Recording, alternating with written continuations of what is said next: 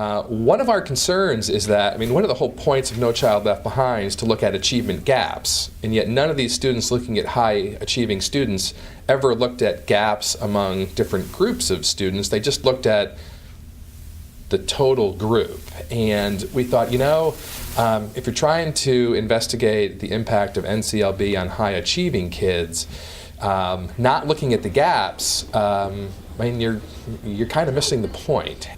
The one thing we can be sure of is that substantial gaps exist, and there's some evidence that particularly for math that they're growing.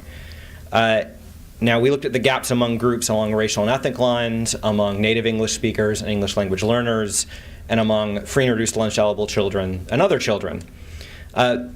In mathematics, and right here we have the scores for race, over the course of the decade, African Americans and Hispanics started at about 0% scoring at the advanced level, up to about 1 or 2%.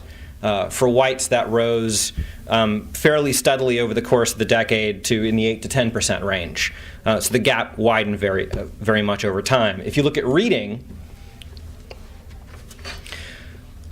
the good news is that the gaps didn't change that much. The bad news is that the gaps, particularly in grade 4, are substantial and that they didn't change that much. All right? So what's most concerning about grade 4 reading is that we're talking about very low levels of performance. 4% of white students are scoring at the advanced level on the NAEP. So yes, the gaps are smaller. They're only 3 points. Not a lot to cheer about in this context because the baselines are so low. So whatever effect NCLB or any other state or federal policies are having on student performance at the advanced level, they don't seem to be having a lot of effect on the trends in reading, particularly in reading grade 8. There's clearly a serious problem. Table 2 is doing excellent. They're quiet. There's no one state we can identify which is successfully closing the gaps.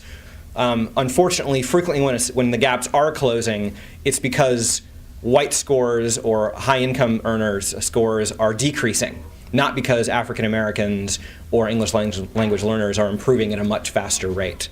Unfortunately, given the size of the gaps and how slow they're closing, here's a simple little illustration.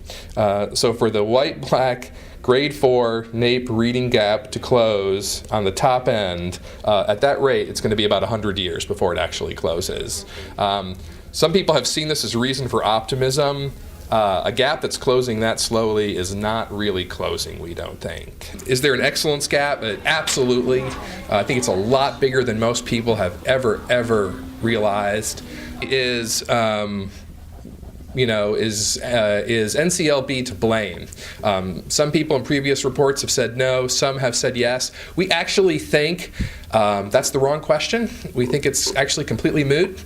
That question assumes that we were doing a good job with this before NCLB, and the data going back a decade or so beforehand shows that we were doing horribly. We're doing slightly less horribly now, but clearly those trends were starting to tip up a little bit before NCLB was passed. So we actually fully expected to find data that would allow us to blame this on NCLB. I think NCLB is actually irrelevant to this. It has not helped, it has not hurt. The situation is as bad as it was before. And if anything, some of these gaps are a heck of a lot bigger.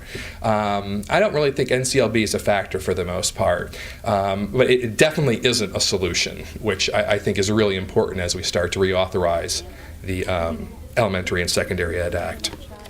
I really think that a lot of the first step solutions are free or very inexpensive. The first one really is on page 30. We list 2 questions that we think policymakers at every level of government should be asking whenever they're looking at a policy. The first is, how will this affect our brightest students? Question's almost never asked. The second one, which is never ever asked, is how will this help other students begin to achieve at those same high levels?